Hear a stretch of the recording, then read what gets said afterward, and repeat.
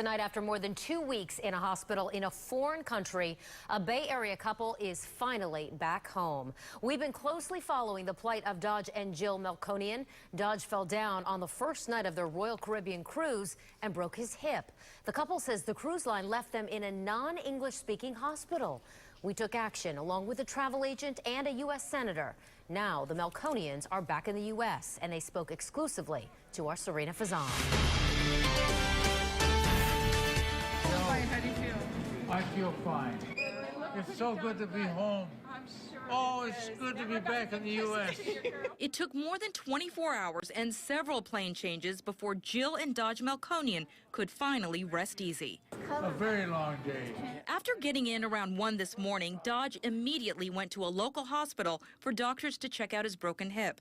Much to Jill's relief, physicians here said the doctors in Istanbul took great care of her 89-year-old husband. They are extremely pleased with the repair of the hip, and they did not even need to take another x-ray today. They'll wait for a little while to see more bone growth.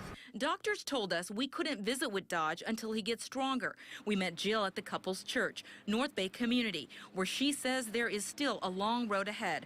Her husband needs weeks of therapy, and their bills are mounting, and still no clear answers from Royal Caribbean.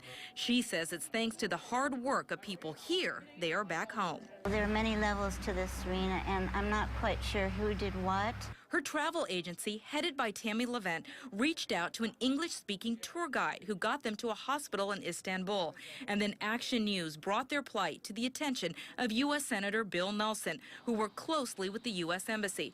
Jill tells me they bought insurance, but the cruise line wanted them to pay out of pocket first and then file a claim. It wasn't an option, with bills in the tens of thousands. Because of your help and some others, they agreed to help pay that $10,000 up front.